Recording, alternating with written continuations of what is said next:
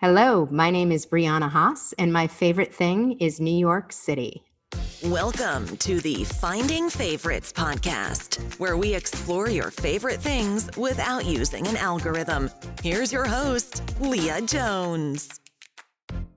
Hello and welcome to Finding Favorites. I'm your host, Leah Jones, and it is Sunday, April 18th, 2020. This week, I got on the phone with Briana Haas. Briana and I worked together at a marketing agency back in the day, and when we were laid off, she started a podcast ages before I did. She's the host of the podcast Jobs Blow, which is in its second season. This week was all about vaccine number 2 for me. I drove down to Springfield last Sunday, got my second Pfizer shot, drank a ton of water and Gatorade, and had minimal reaction to it. I did have that crushing fatigue that people mentioned, so my unsolicited, unverified advice to you is to drink more water and Gatorade than you think is possible before you get that second shot. This afternoon, I will be headed across the street to Winnemac Park. There's a memorial and rally and action event taking place in memory of Adam Toledo. Adam Toledo was murdered by the Chicago Police Department, 13 years old. I have a hard time as an aunt, someone without children growing up in my house, imagining different ages. But Adam being 13 years old, this whole year of the pandemic, I've been running tech for my synagogue almost every weekend for Shabbat services. And that means being present at every bar and bat mitzvah we had, which are 13-year-olds. And so 13 is an age I know well because I see them on Zoom and I'm with them behind the scenes of preparing them for this big moment in which they spiritually are acknowledged as adults in the Jewish world. And so I just think about any of those bar and bat mitzvah students that I had the pleasure of spending time with on Zoom this year, of what would happen if they were caught in the alley by the police. And for the most part, our students have white passing privilege, and would probably be terrified, but not be murdered. But it's just such a young age. And it's such a mess. So I'll be joining with the 40th Ward with our alder. Andre Vasquez is organizing this event again this afternoon. So I'll be walking over with the lawn chair I keep in my car. This, I think in the next week, every night, practically, I have a podcast recording. I think I've got 6 podcasts to record over the course of the next week, which means that I know what we're talking about all the way to mid to late June, which is exciting. I was worried that as people got vaccines, the podcast might come to a natural end, but that doesn't seem to be happening. This last week, a TV show on Netflix, a reality show on Netflix returned. It's called The Circle. The Circle was, if you believe in manifesting dreams and what we think about, last year, Netflix kicked off 2020 with The Circle and Love is Blind. Shows where people live in isolation, interact only over a social network or the phone to build relationships. And then COVID started and all of our lives became The Circle and Love is Blind. So The Circle is back. And I have reached out to Netflix PR to ask for one of the cast members to come on my podcast. So we'll see if that happens. I think it would be fun. It's one of the only reality shows I truly invest energy in, which is not like, it is what it is. It is, I think it's a fun premise because I am a very online person, to watch people be forced to be very online in a very artificial way. So we'll see if that happens. And like I said, today I'm with Briana Haas. She is the host of Jobs Blow podcast, and we are talking about both of us doing stand-up comedy in our 20s, and then her love of New York City. So with that said, stay safe, wear your mask, hydrate before that second shot, and take care of yourself.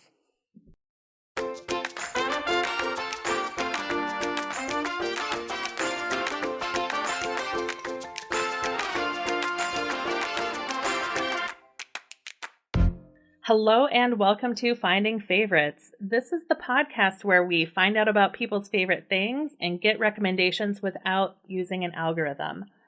Today I am joined with a flashback of a guest. Briana Haas and I worked together at a marketing agency now many years ago. It feels like a lifetime ago.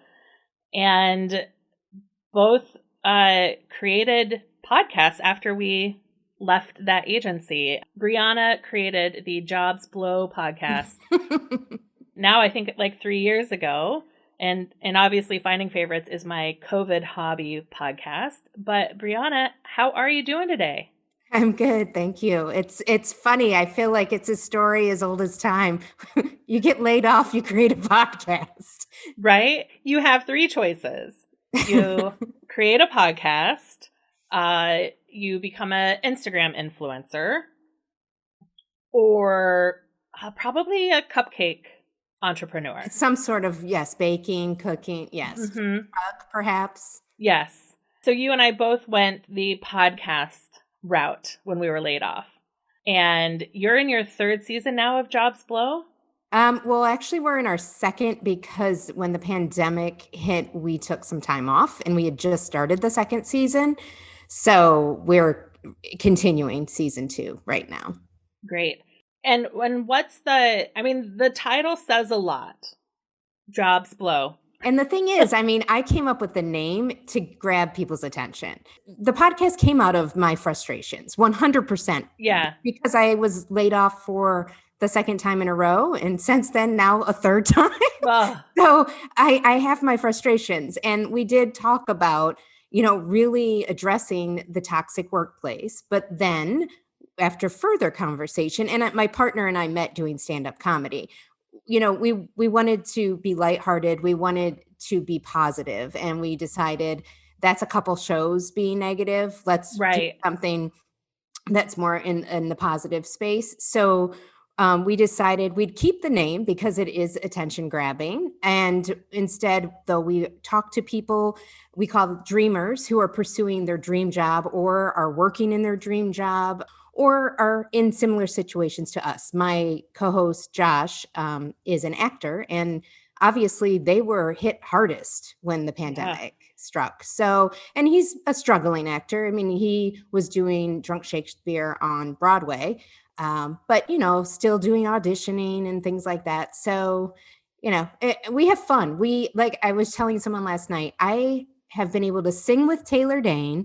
And recently I was retweeted by Essie Hinton, who wrote The Outsiders and Rumblefish and Tex. So what? Yeah. So what? So I was, when you had Cindy Gallup on, I was like, well, she's done. Like, we're done here. That's as big as it gets. But to get Essie Hinton, to have an interaction with them is outstanding. She retweeted me twice, just to be clear. Wow. Yes. So, wow, I love it. Yes. But the thing about podcasts, though, Cindy Gallup was huge. And she was my 5th episode. So I was feeling so just like, oh my God, this is it. I was a broadcast major. I have always wanted to interview people. It's been my dream. And I prefer to talk to people about themselves than to talk about myself. So this should be interesting. Cindy Gallup, she's great, but she gives everybody interviews. So while it was a big gap for me, it wasn't a standout because she did 20 other podcasts, in that month. So But rewind, because I also did stand-up comedy. Oh, really? Yeah. I'm not going to say I never knew that because I was all over your website this week. And then I was like, oh my gosh, Briana did stand-up comedy. So I imagine some of it will come up in your favorite thing story. Yes, 100%. But when were you doing stand-up? So it all ties nicely together because in 1998, I was miserable in another job because my boss was sexually harassing me. Okay. And we came to an agreement that he would look for a new employee and I would look for a new job. In the meantime, I had been walking past the comic strip on the Upper East Side, saw that they did classes to do stand up, and decided, can I cuss on here? Mm-hmm. What the fuck? I have nothing to lose. So I signed up. I took the classes. As part of the classes, you could perform at the comic strip.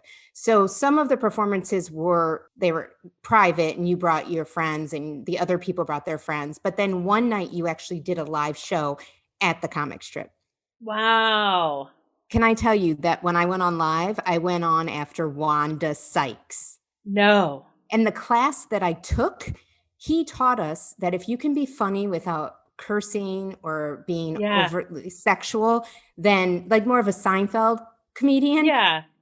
Okay, well, here's me going on after Wanda Sykes with all my clean jokes. Uh-huh.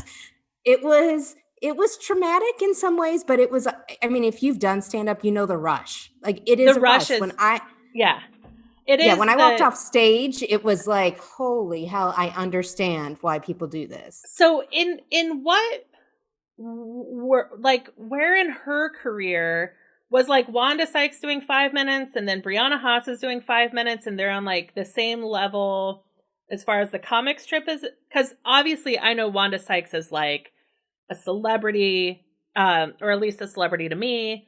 I know her as a big name comic, but in 1998, I knew who she was. So she was, but you have to understand, like the comic strip still does that. Like they can't have a lineup of all well-known comedians. So they sprinkle in up and comers. Okay. And that was kind of the gift for my payment to do the class. Amazing. To be included. But I befriended a fellow student in the class who started producing shows. And I did stand up for 6 months around New York. And I also performed with Jim Gaffigan and Judah Friedlander. Amazing. Yeah. So, and it was amazing, but I never had the stamina to do it every night. Yeah. And quite honestly, being a female comedian is much different than being a male comedian. Yeah. In 1998, if you're going to stand-up comedy because you're trying at some level to recover from sexual harassment at work, you're not getting away from sexual harassment. No, you're going from the like, the fire pit to like the next fire pit? The bigger fire pit. Yeah. So, and the thing is, so I did it for 6 months in 98. And then in 2002, after 9/11, I was laid off because of 9/11, right? Yeah. Which seems to be a theme throughout my life. Yeah. But that job ended so well that boss ended up marrying my husband and I later, but that's a whole nother story. Yeah. But after 9/11 was like, again, what am I doing with my life? So I returned to stand up. I went back to the comic strip. They put me in the shows again. But this time I started addressing things that I had ignored before, like the fact that I have a very large chest and I'm 5'2". Uh-huh. And if I'm going to like be in that place where my comedy appeals to women, I need to also get the attention of the men in the audience. And by ignoring what they are obviously staring at. Attention to, right? Exactly. So I went down a path of not being so clean the next time I did it. And I did it again for 6 months. And that's when I met Josh, who I now do the show with. Yeah. That time I strictly did it at the comic strip. But before that, I was doing it at the clubs like all over New York. Yeah. So. When I came to Chicago, it was I came to Chicago in 2002 after living for 3 years in Southern Colorado. So it was, my sister got married September 1st, 2001. Oh, wow. our grandpa died a week later. Oh, geez. So his body was supposed to be flying his body was on a plane to go from Texas to Indiana on September 11th. Oh my God. So there were a few hours where we didn't know where Grandpa's body was. And the confusion right, because everything got grounded. And then there were a few days before you could fly again. So like to get home for my grandpa's funeral, I just felt suddenly to have like a wedding and a funeral on either side of September 11th, to live in Colorado when my family was in the Midwest. For me, I felt like, okay, I can't ever be this impossible to reach again. Right. And did I own a car at the time? I did. I owned a truck at the time. Like I could have driven back to the Midwest. So part of coming to Chicago was I need to be in a city. I need to be in the Midwest. And in 2002, that only meant Chicago. Mm-hmm. But also I was like, I want to try stand-up comedy. And so I came here and I did stand-up comedy for a couple years. And it was wow. Open mics 4 nights a week. You were dedicated. I was, but like the sexual harassment, the exhaustion of hearing the same child molestation jokes night after night from the same guys. There was this group of guys I begrudgingly called the Baker's Dozen, who were like the 13 cool guys who would walk out of of our sets when women were on stage to smoke up in the alley. Mm-hmm. Right? There was that, and then I was auditioning for the first season of Last Comic Standing. Oh, wow. And I stood in an alley in Chicago in January for 6 hours. Right? It's daytime. Yeah. And I was like surrounded by my colleagues. These are my peers and these are my professional peers. Mm-hmm. And it was truly like, in the light of day, can this be are these my people? Do I have this in me? Right. And, well, the other thing is too, one thing I noticed is how miserable so many of them were. I mean, just unhappy. And I'm like, look, I have demons. I'm not going to lie. I'm here because I have demons, right, or ghosts or skeletons, whatever.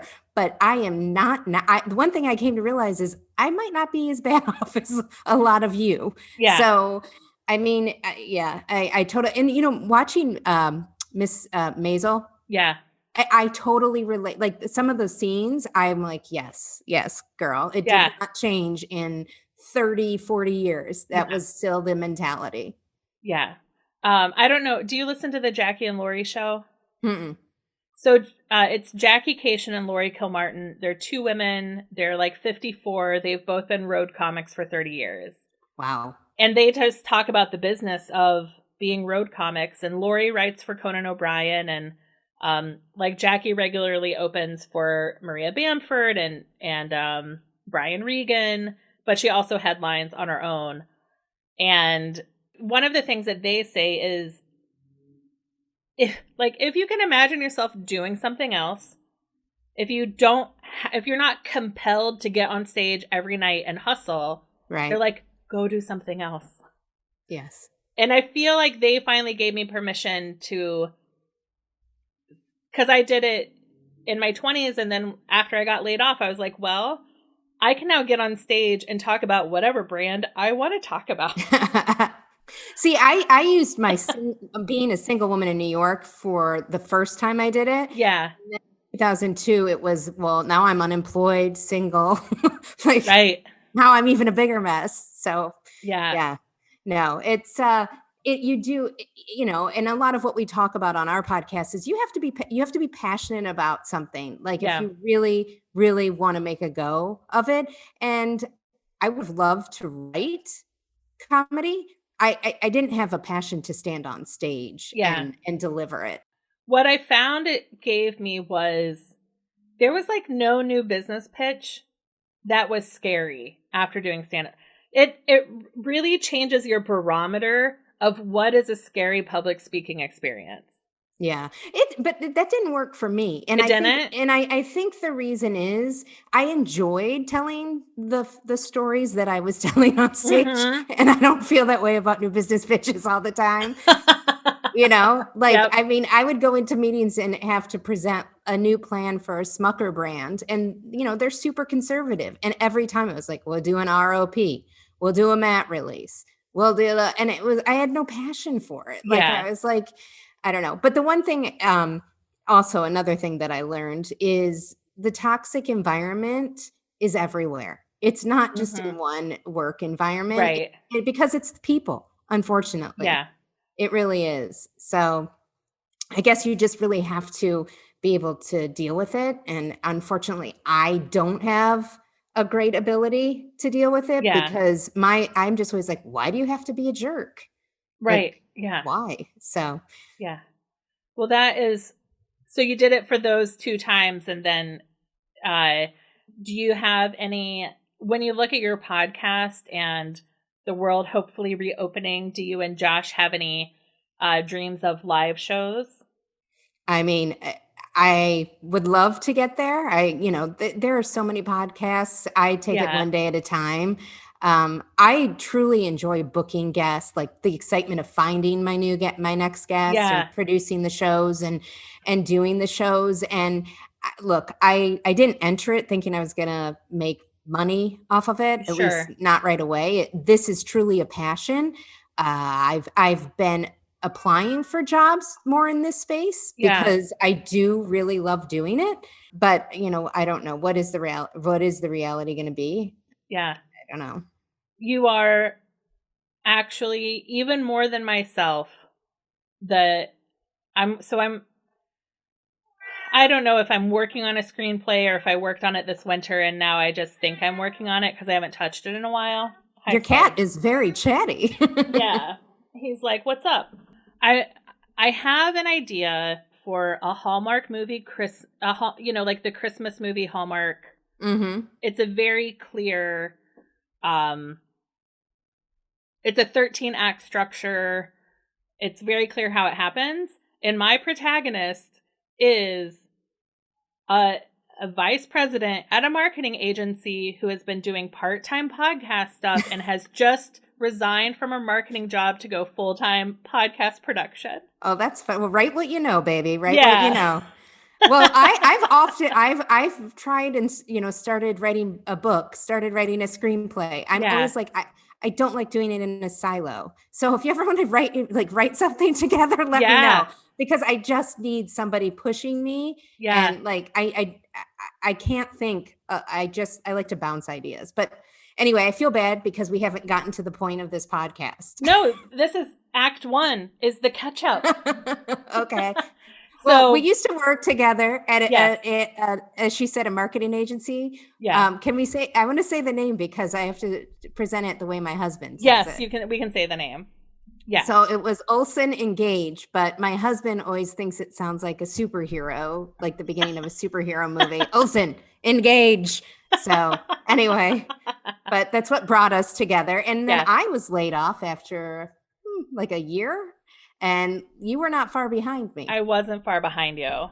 Well, I do have to say one thing because we touched on it in the world of comedy. The bro culture. Yeah. And it's funny because when I started at Olsen, it was the most bro-y place I had been in the PR world. And I thought for an instant that it would perhaps maybe be less toxic. Yeah. It was really... For public relations being as driven by women as it is. Until the C-suite, my friend. Until the C-suite. Let's be honest. Absolutely. Yeah. Olsen was a Big Ten fraternity culture. It was. Leah, I have to say, doing my podcast, just since we've returned, I interviewed a woman with her master's. Yeah. Who was in jobs long-term. Yet she still has been laid off a few times and is now in the same situation as me. Yeah. Last night, we interviewed someone who has had long-term PR jobs, who was laid off in the pandemic and is in the same situation as me. Yeah. So, I try not to internalize it because it doesn't seem to matter. It really doesn't seem to matter. Yeah.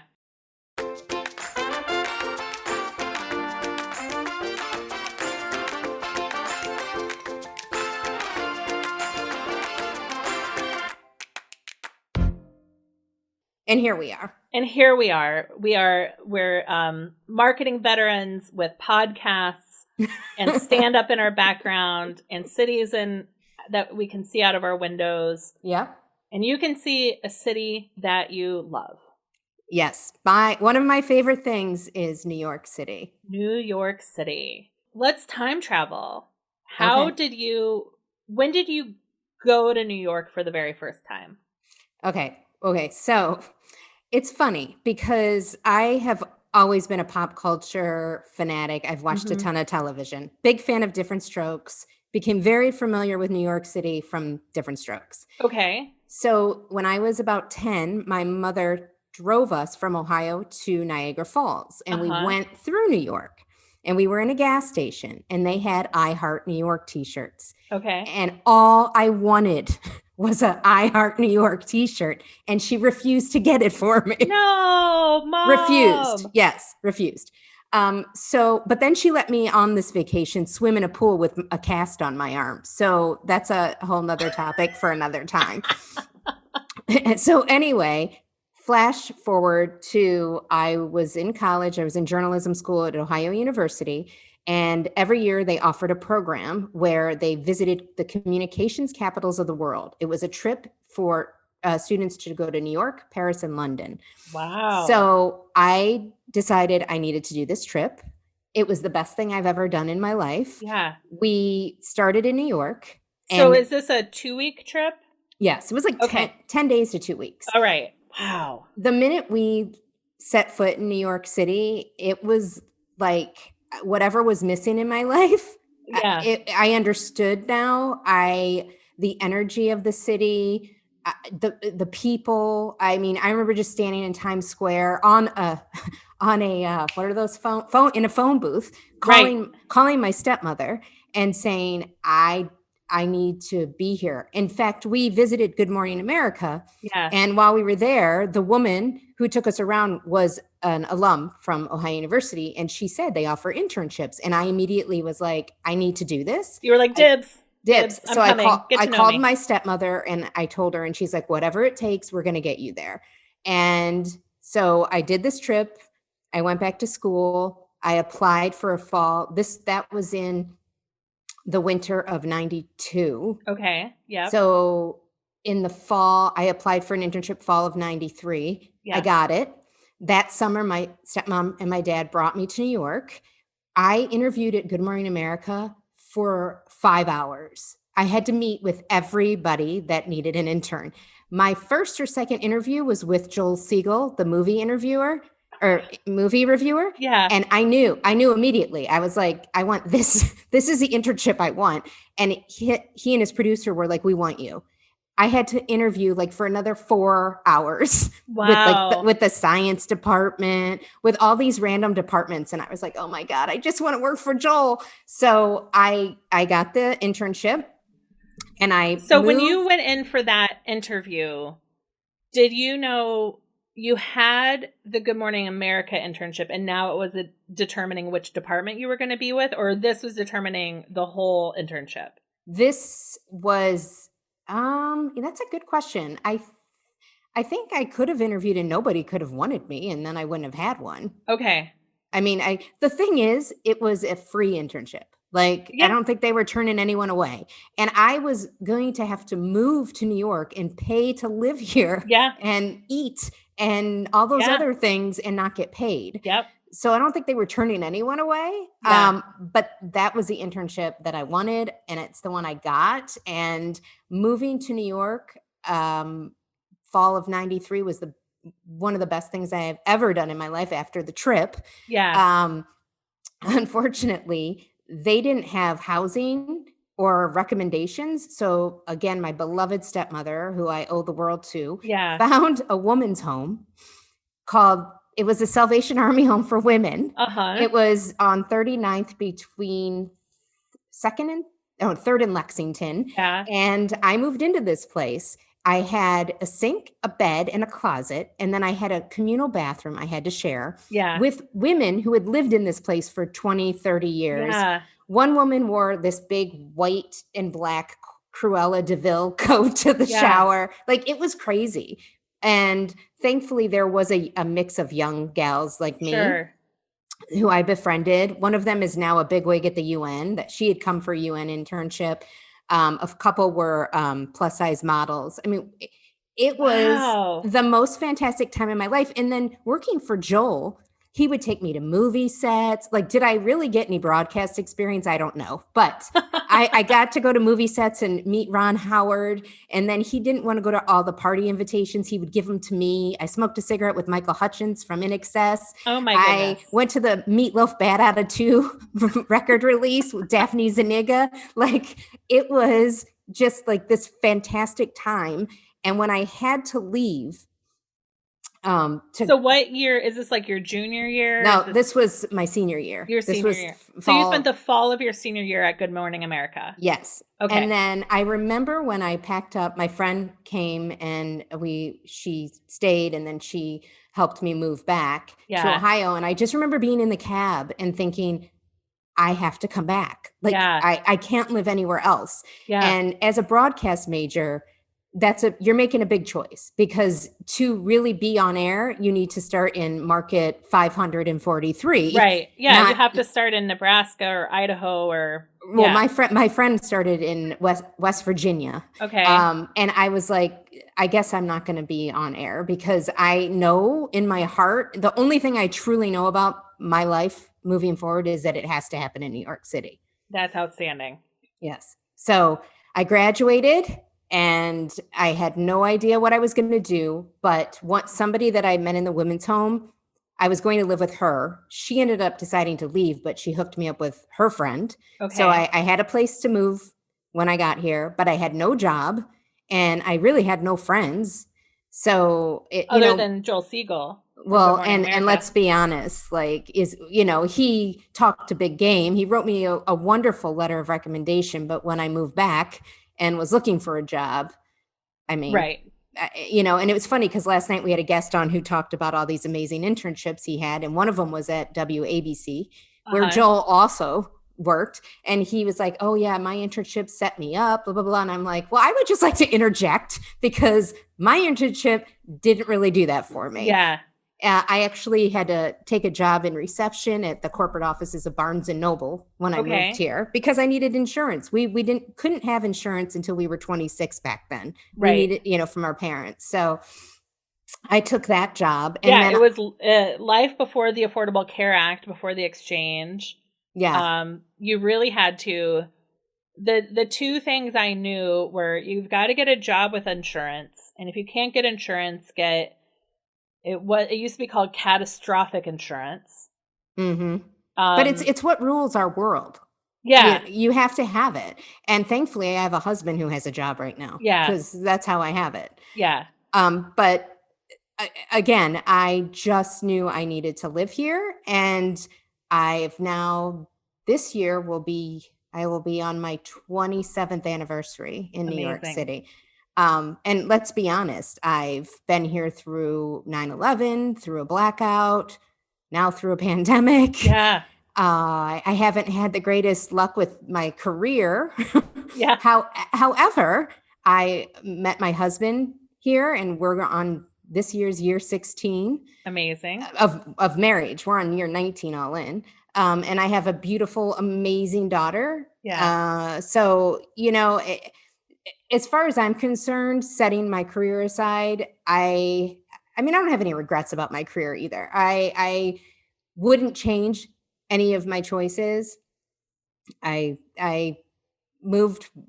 follow my heart. And like I think I've mentioned to you, when I moved here as a single woman, my line to my friends was, the only man for me is Manhattan. So, then I met my husband, which ironically, my first friend I met in New York, I met on the subway.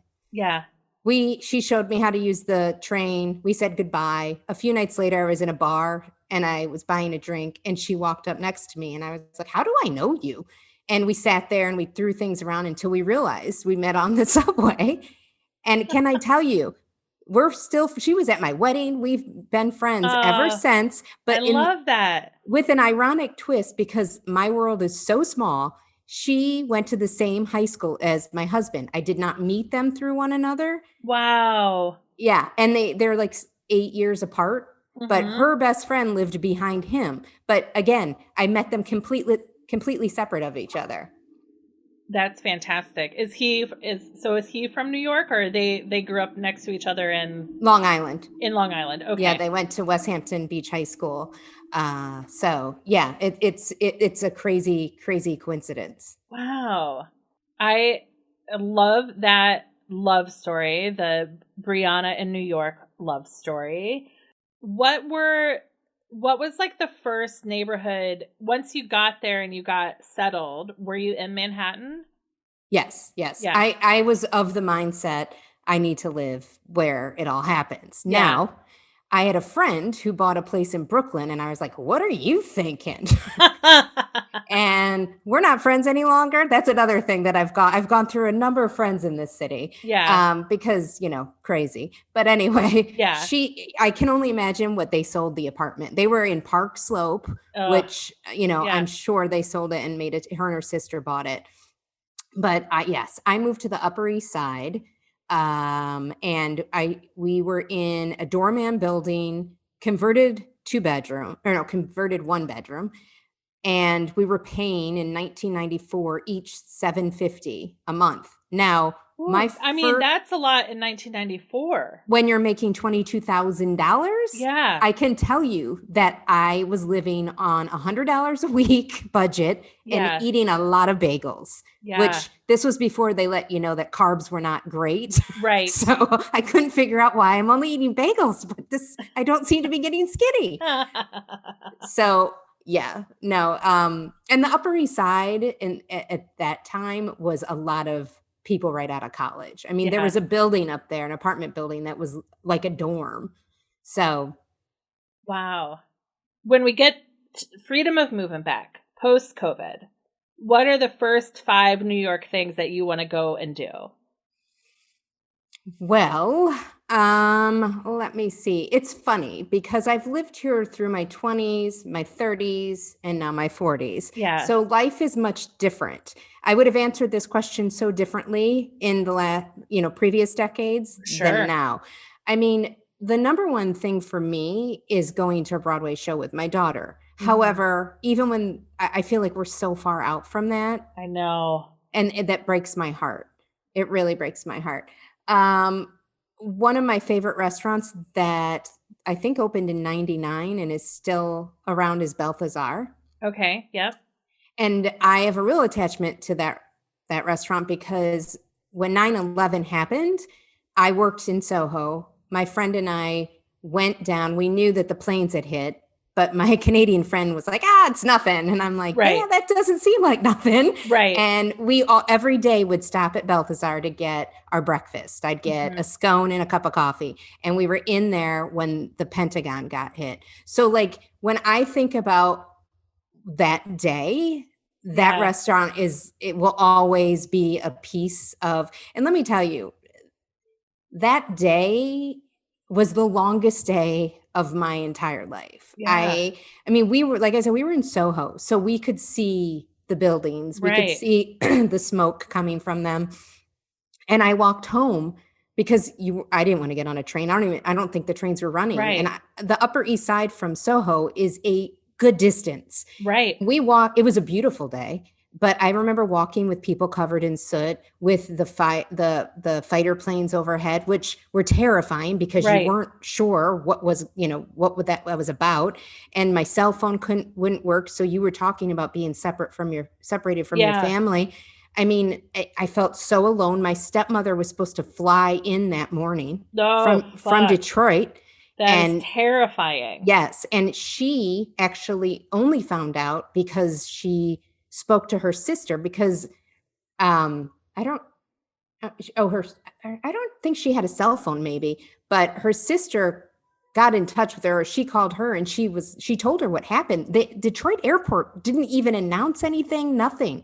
So she went up to the desk and was like, did you know that there's a terrorist attack in New York? And they acted like they didn't know. Right. So, I mean, and she was supposed to be in the air. Thankfully, they had delayed her flight, because that would have probably put me over the top. And I have to say, in my 27 years, that was the closest I came to abandoning ship. Because you would jokingly would be like, oh, what's the worst that can happen here? And then it happens. And for days after, where I lived on the Upper East Side, there were a ton of missing people posters, because a lot of the guys from Wall Street lived up there. And I drank heavily for 4 months after that. And ironically met my husband in the bar that I was drinking. So, all things happen for a reason, I guess. But I had considered moving to LA because my brother was out there, and I went and spent a month. I had my first date with my husband, left for a month. Okay. To see if I wanted to live in LA, realized that it was not for me. Yeah. One of the big reasons is I love not having a car. I wasn't a great driver back in the 90s when I did drive. Yeah. And it's been for everyone's best interest that I don't. So I didn't want to live in a place where I would have to rely on a car so much. But also, to me, there's a real difference in the people. And you can tell me that New Yorkers are assholes, but if they're real, that goes a lot farther for me than meeting someone who's so fake and doesn't have any, and I'm not trying to generalize, believe me, because like I said, now 2 brothers live out there, and I don't think they're that way. Yeah. But I just find the realness and the energy of this city to be more suitable for me. For you. Yeah. And I have to say, speaking of the pandemic, this city has really taken knocks, and it's a much different place. It makes me so sad when I go in to Manhattan and the energy is not there. Yeah. But we're gonna get back. I have nothing but the utmost faith, and I understand the people with 20 houses or 2 houses who escaped. I get it. Yeah. My in-laws are on Long Island, and we have been able to get away a bit. But for those of us that do live here, we have small apartments, and for the most part, we've been stuck in them. Yeah. So, but it's worth it. It's worth living in a small place when all of New York is available to you. Well, yes. And honestly, I lived in a 5-floor walk-up for 9 years. Yeah. But I barely spent any time, it was in my 20s. I didn't plan to spend a ton of time in there. Believe me, once I walked up, I was not going anywhere for a little while. No, you're done.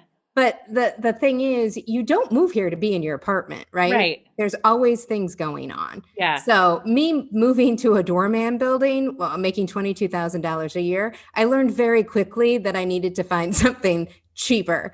And then I moved to the walk up and saved myself over $100 a month, which, goes a long way. It meant you could get like locks on your bagels sometimes. Exactly. No. So I spent I moved there in 94. I lived on the Upper East Side till we moved here in 2015. Wow. So I lived up there I lived 82nd, 87th, 89th. I just was right in the same neighborhood. Yeah. Oh, that's great. I had one of my friends who moved to New York in the last 5 years. He first moved to Long Island City. Oh, really? Yeah. Because it was here. It's a nice, like, small town feel. Yeah. But so close that you can touch the city. And quite honestly, Leah, when I worked for Olson, I took one stop on the subway. It was one of the best commutes of my life. It was 12 minutes door to door. It's amazing. Yeah. Yeah, certainly closer than Upper East Side, Upper West Side, anything.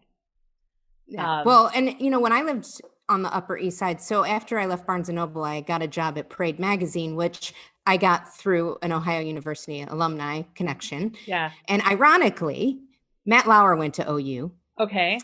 And I had gone to an alumni event, and he was there, and I approached him and just asked if he had any recommendations or, whatever. He invited me to the Today Show. Yeah. This was when he was still news desk Matt. Right. He hadn't been. So I went to the Today Show and he showed me around. I met Bryant Gumbel, like the whole thing.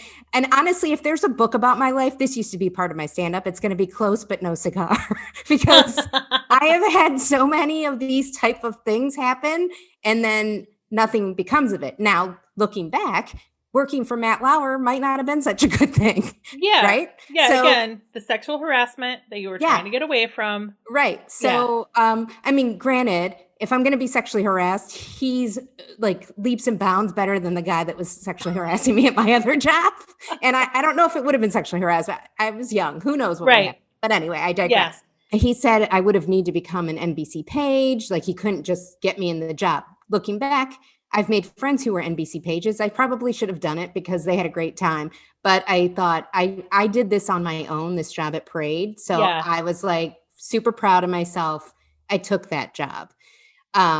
So I used to walk though from 82nd to that job on 44th. I mean, I hate gyms. So that was my exercise. I picked up my ginormous bagel on the way. So the walk really didn't amount to much. Yeah. No, I've worked in every neighborhood of the city. That's every great. Neighborhood. Yeah. And by far the best is Madison Square Park. I love that area.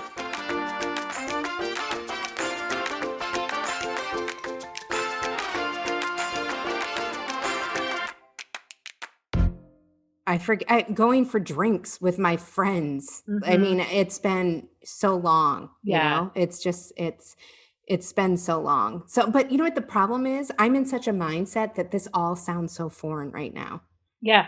And quite honestly, one of the first things I want to do is go away because I mean, I love New York, but I haven't seen my family, you know, it's like, so it's very hard to think about here when my heart is in so many other places right now. I just saw my stepmom for the first time in over a year. I haven't seen my dad in 2 years. I haven't seen my brothers in almost 2 years. You know, my nephew. So right now, that's where my head is. Right. Yeah. So. Yeah, I hear you on that. I got my second shot a week ago. And that means like all of the siblings are vaccinated. Our parents are vaccinated. Some of our nephews have also gotten their shot. So we're very close to being able to like be together as a family. I've seen my family, my parents and my sister once in a year. Mm-hmm. And my nephews. You know, and so hard. In a lot of ways, I feel guilty because, I mean, I didn't hesitate to move away, you know, and I would see my family at least once, you know, maybe twice a year. And I mean, again, we could go down a dark hole and we could talk about why I was comfortable moving away. Yeah. But I mean, it's not about all of them. And I this year, if anything, has reminded me about how precious life and those relationships are. Yeah. So yeah, I mean, and my daughter, you know, she adores my family and wants to spend time with them. It took a while. She used to want to live in Ohio, which I was like, yeah, you're going to get over that one. That's a choice you can make when you're 18. Exactly. And I don't want to make it that it's a bad place to live. It's just, it wasn't a place for me personally. Yeah. And I have a lot of really fond memories, but growing up was always, and I said this before, very wrapped up in pop culture and movies and TV shows. I mean, I would get home from school and it was Happy Days, Laverne and Shirley, Three's Company. Mm-hmm. You know, I lived vicariously through these families. Yeah. And I wanted to be somewhere like New York where it wasn't that it was going to be the same every day, but you just never knew what to expect. Sure. You know, I walked home one day from my job at Parade and there's George Clooney filming with Michelle Pfeiffer on the street one fine day. Wow. You know, and that's the kind of stuff that like, it was exciting to me. And it was so funny because I was staring at George Clooney and so was a woman and we walked right into each other and he saw and like laughed. And, you know, It was I have so many just great little stories of like the time I went to the dentist it was when I just turned 40. Mm-hmm. And I was walking and I saw Kathleen Turner in a fur coat standing outside at WPIX. Now, would most people recognize Kathleen Turner? No, but I did. And I walked up to her and I said, "It's my birthday. Will you take a picture with me?" And she did. And it was amazing. That's lovely. Yeah. I mean, I love giving attention to those kinds of celebrities. Like if I saw Leonardo DiCaprio on the street, I wouldn't really care. Right. But when I'm in the bathroom with a girl from Head of the Class, that show from the 80s, I'm going to say something. And I actually may have followed her into that bathroom. Not going to lie, but I got my selfie, So there you have it. That is outstanding. Yeah, no, I have a knack for spotting random 80s or 90s celebrities on the street. Yeah. It's something that my friends are like, if you could get paid for this, you would make a ton of money. You are like a walking, do you remember when VH1 did pop-up video? Oh, yeah. I was on VH1 Celebrity Breakups 2004 or 5. Wait, what? Please tell me more. I was a talking head remember they used to do those celebrity breakup shows on VH1? It was the year that, must have been 2005. It was the year Brad and Jen broke up. Okay. And so I was one of the talking heads on there giving my opinion because, I'm an expert on celebrity relationships. So please tell me a little bit about the path that gets you from Parade Magazine to being a talking head about celebrity breakups on VH1. Well, my roommate who I lived with in that 5-floor walk up happened to work at MTV. So that was how that happened. Great. Yeah. So I've done different things like that. I'm trying to think I'm totally blanking right now. I was on a celebrity karaoke show, but I was just in the background dancing. Yeah. So again, these are things that wouldn't happen anywhere else, right? Yeah. My friend wrote for USA Today, and I was going to have a get together for the Sex and the City finale episode. Mm-hmm. So she covered it for USA Today, and we were like the cover. Our picture was the cover of the Life section. That's phenomenal. Yeah. So, these are all very fun things. And yes, when I go home, sometimes I'm like, wow, I can't believe how big this house is that my friend lives in.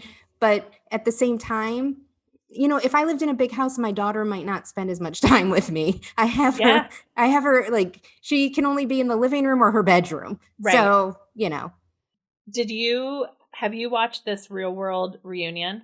I have not. And I was a huge Real World fan through maybe Vegas. Yeah. Is when I fell off, or Chicago. I can't remember. That Chicago season was not it was a good time to stop watching. But you know what? It's funny. I actually had this thought. It's funny you bring it up. I had this thought the other day that when I look back, and going back to the Matt Lauer comment, these things didn't happen for a reason, right? And I used to want to be on Real World. And I have to say, it's probably better that I wasn't. First of all, they had too many bikini shots, and I am not wearing a bikini. Right. Even in my 20s, I wasn't going to wear a bikini. Mm-hmm. So I feel like, yes, my dream was to be on Entertainment Tonight, but, Mary Hart's an asshole. So I don't know if you know her politics, but we are not aligned. Yeah. So, I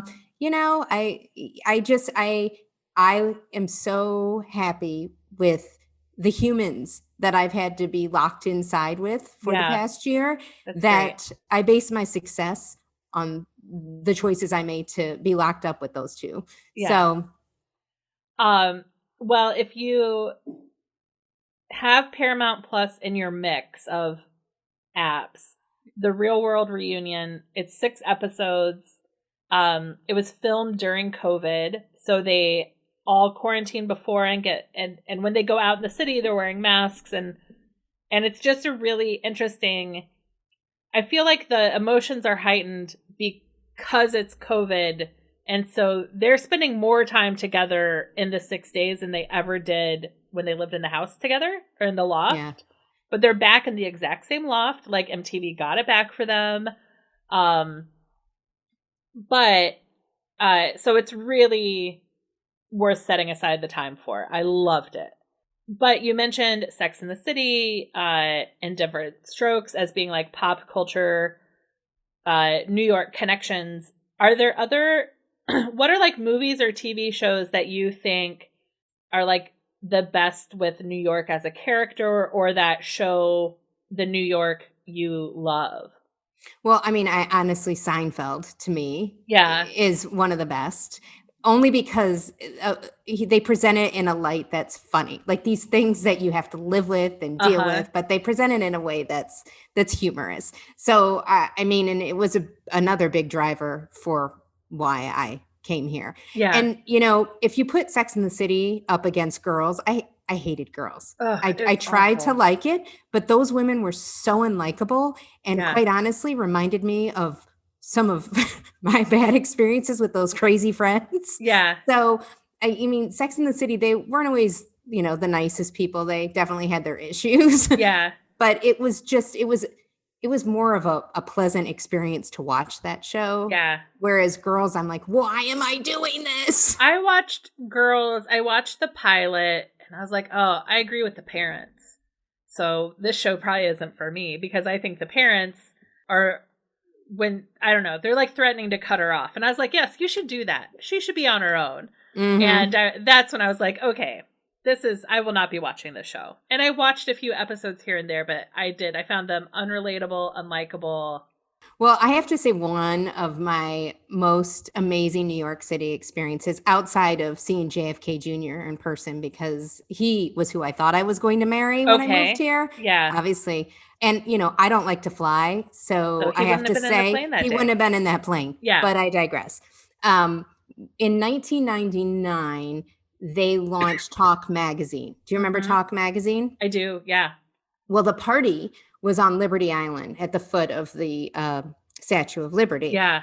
And the celebrities that were there, it was everyone from Paul Newman, Elizabeth Hurley and Hugh Grant, Jimmy Fallon, who was just getting big on SNL. Yeah. So I'm at this party. I worked this party for a friend of mine. And then once we were done working, we could go and enjoy. So I went and I was sitting at a table with my boss at the time, and we each had a bottle of wine. And up skips Kate Moss. She puts her hand on my bottle of wine. And I look at her and I'm like, yeah, I don't think so. And she put her hand and walked away. And it was the funniest thing. Amazing. I mean, sadly, I think she had just been in rehab, so I may have been doing her a favor. Right.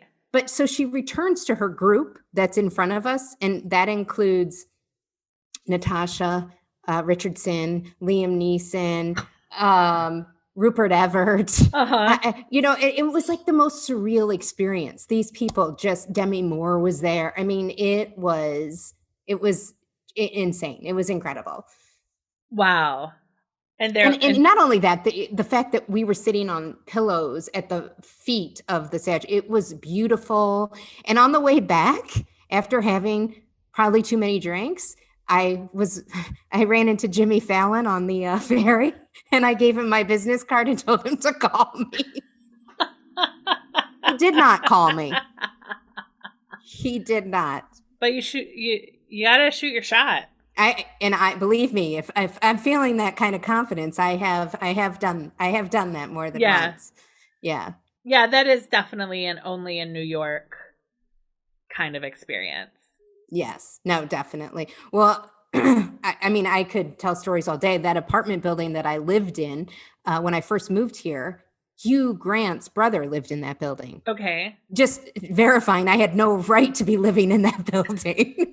A basketball player also lived in that building. But anyway, I digress. One day I was walking into the building and Hugh Grant was leaving. Yeah. And I said to my doorman, is that Hugh Grant? And he's like, yeah, I'll introduce you. And I think Hugh thought I was stalking him, but I was like, no, dude, I actually live here. I promise. So weeks later, he gets caught with a prostitute. Right. And now the paparazzi are outside of my building because, and I have to say, I was a little bothered by the fact that he went to a prostitute after just meeting me in the lobby. He just met you. Again, close, but no cigar. Maybe that should be my podcast. I've got lots of those stories. That would be fun, because then you could have you've got those stories, and then you can have other people on to tell their close but no cigar stories. Exactly. Yeah. Well, so another is I worked the GLAAD Awards in, I think, 2001, and my roommate got me that gig too, and he got me to be Liz Smith's escort because I was such a fan of gossip columns. So I was her escort. She was lovely.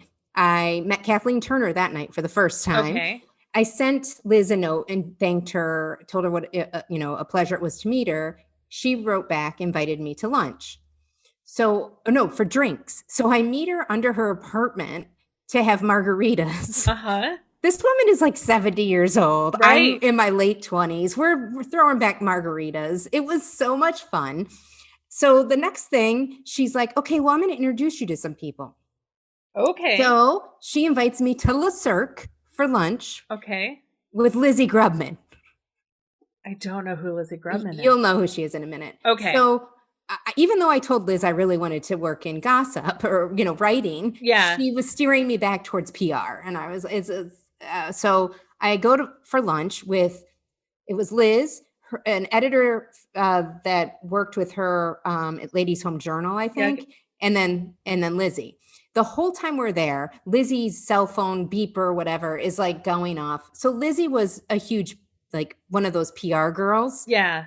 And her dad is an entertainment lawyer, and essentially her clientele came around through, the whole thing. So I'm sitting at a table. I'm essentially a nobody. And who walks in but Bette Midler? And she comes over. And now I'm dying because I love and adore Bette Midler. Yeah. And Liz introduces everybody, and she's like, and this is Briana. She works for Sears, because my client at the time, I think, was Sears, and she does some nonprofit things, which was a true story. Yeah. But it was just the most surreal experience. So then she leaves, and Lizzie Grubman goes on to say how her dad just bought her a house in the Hamptons or something. And I'm thinking in my head, my parents just split up. My dad needs a place to live. So yeah, we got all kinds of things in common, Lizzie. So that lunch ends. I tell my friends the story, and nobody knows who Lizzie is that's not in PR. Yeah. 2 weeks later, Lizzie runs people over in the Hamptons. Do you remember when she did that? She backed her car. She yelled, she yelled the N-word, and then threw her car in reverse and ran some people over. Oh my God. It was a huge story. Yeah. And for Lizzie, it worked out for her because then a few weeks later was 9/11 and her story disappeared. Right. For a good few weeks, she was everywhere for that. Everywhere. Oh my gosh. Yeah. Yeah. Wow. Yeah. But nothing worked out for me with Liz. I mean, Liz did, I shouldn't say that, a few years later when The View was looking to replace, who was their first? Lisa Ling. They were replacing Lisa Ling.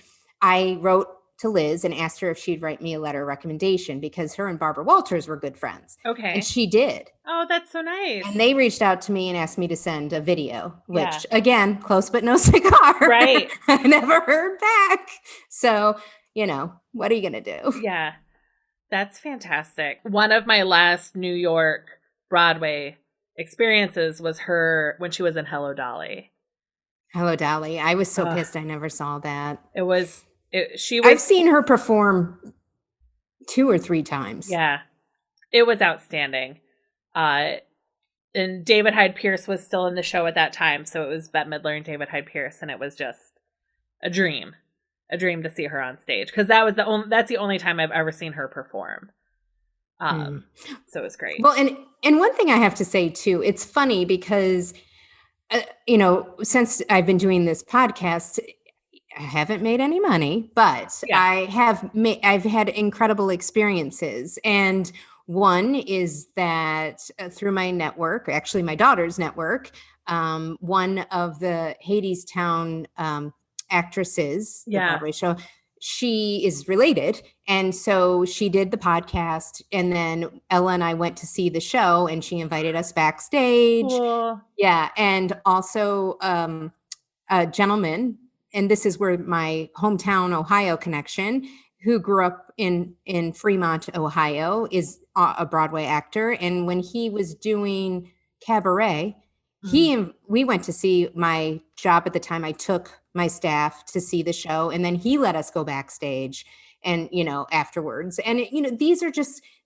for some people, these experiences wouldn't mean anything. Yeah. But to me, like, this stuff, it's amazing. It's amazing. And it's a great reason to stay and be invested in New York. Yes. And also, while I have mentioned crazy friends, I do have friends that I've had for 20 years here who are amazing. Those crazy ones make for good stories. But, I just had one that moved away during the pandemic. She'd been here as long as I had. She also moved from Ohio, but I didn't know her. Yeah. But she's now in South Carolina. I have my pod. Yeah. So I used to just rerun into those gentlemen. That I dated or whatever. And I was on the subway with my head down. And I just, for some reason, looked up, and this guy, we'll call him the eye doctor. I did write an unpublished book called What's His Name and Other Memorable Men from My Past. He was in it. He was known as the eye doctor. Yeah. Who wouldn't pay for my bagel because he had enough change or exact change to pay for his own. So I was on my own. Classy guy. Yeah. But anyway, I looked up, and it had been, 17 years since we dated, but I looked right up into his face. I mean, it's just, New York is a small world. Yeah. It's a big city, but man, it can be small. I can't wait to go back. My dad has got some sculptures in a storage unit in Chelsea from a show we had maybe 4 years ago. Was it the rabbit sculptures? Yeah, the rabbit sculptures. I remember. Yes. I remember. So the rabbits have continued to stay in New York, and so we need to go and pick them up. So I do have a New York road trip in my vaccinated future. All right. Well, and, and I think the problem for cities like New York and even Chicago is that we live in places where you're used to being with a ton of people. And it's just, I don't think people are going to be super comfortable being that way for a while. And it's, I mean, even I get on the subway now, and I'm surprised by the people who are willing to sit right next to each other, because I am not there. Right. I'm double vaxxed, but I am not ready to be sitting next to you. I'm sorry. I still want at least 3 feet. Yeah. Yeah. I just bought a new bike because I had got a car during the pandemic to be able to get to my parents. But I also bought a more tool around the city. The shape, it's the shape of the city bike. Because I don't know how I'm going to feel about getting on the train. I am looking forward to a return to office life, because I miss everything about casual interactions with people on a daily basis and having Although I was saying to my husband today, my daughter, I have been stressed out for the day that she's going to leave me since she was a little girl. And, she's already in 7th grade, and having this time with her has been incredible. And now, they're doing hybrids. So she goes every other day, and I love it because she gets what she needs. And I always know the next day I have her back. And I said to him, I don't know how I'm going to do, because she's also getting very independent and wanting to. So it's been a hard time, because she suddenly grew from this little girl to this kind of on the verge of teen. Yeah. During this, I mean, her whole room changed. So it's a lot. And next year's high school, or not 8th grade, but 9th grade's high school. And in New York, that's a whole thing. It's that's probably, if I had to say a negative about New York, it's the school situation. Yeah. I mean, when she was in pre-K, I spent more on her pre-K than I did on my college. Ooh. Yeah. Wow. And now she's been in public school, but now she has to apply for high schools, which is a whole thing. She had to apply for middle school. I mean, it's just, applying to college is bad enough. Like all this other extra stuff it's too much. Chicago also has, you test and you apply to high school, and it is, I'm from Indiana. We had 2 high schools, North and South.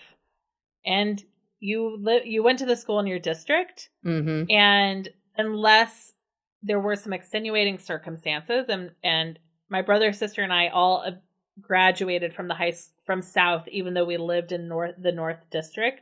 This whole idea of applying to high school, magnet high schools, this one's science, this is international baccalaureate, it is mind-boggling and makes me grateful to be an aunt. Oh, and that none of my nephews or nibblings live in Chicago. They all live places where it's Well, Ella she's mentioned that she'd like to move to the suburbs for high school. Oh. Yeah. So there's 2 things for me. In the city, you'd be kidding yourself to think that money and who doesn't play into who gets into the high schools. Absolutely. And I don't have money. I don't know that I have who but the problem with the suburbs is there's a good chance that those kids have grown up together for their entire life. Right. Now she's going to be like, she's used to the nomadic life that most kids in this city, they go to new schools and everybody's the new kid. I worry that going to a school where everyone knows each other and you're suddenly the new kid could be also very difficult. So, maybe I'll be homeschooling. Maybe that's my next career. I have to pay myself. Yeah, pay yourself like you are a pre-K private kindergarten. Yes, it's good money. It's good money. Well, Briana, this has been a joy. How can people find you and find your podcast? Okay, we are at Jobs Blow Podcast on Instagram, Facebook, and Twitter. And we also have a website, jobsblowpodcast.com. Outstanding. The Jobs Blow podcast is you and your co-host Josh talking to people who are dreamers, who are working in a field in which they are passionate for. Yes, or pursuing. Some of them are in our situations. They're laid off. They're trying to figure things out. Yeah. The thing is, there are so many podcasts out there that give you the coaching angle of this is what you need to do, blah, blah, blah, blah. Like, I wanted to deal in the reality of what, people go through and acknowledge it. Yeah. Because I feel like a lot of those that are so by the book miss the human piece of what it is to work and what you go through. And it's a disservice to ignore those things because it's the reality of what goes on. Absolutely. So. And add humor. You always have to add humor, right, Leah? Yes, absolutely. It is a must. Every podcast needs someone who did stand-up comedy for a little bit in their 20s. Exactly. Oh, and also have both of it. Also, I have to say, our actual crowning achievement on the Jobs Blow podcast was when we had an adult entertainer on for all the obvious reasons. Yes. And it is our highest to date for the audience. So there is a real audience for having porn actors or adult entertainers, just so you know. Fantastic. Well, have a wonderful afternoon. Thank you. You as well. And enjoy New York. Thank you. Always do. Thank you for listening to Finding Favorites with Leah Jones. Please make sure to subscribe and drop us a 5-star review on iTunes. Now, go out and enjoy your favorite things.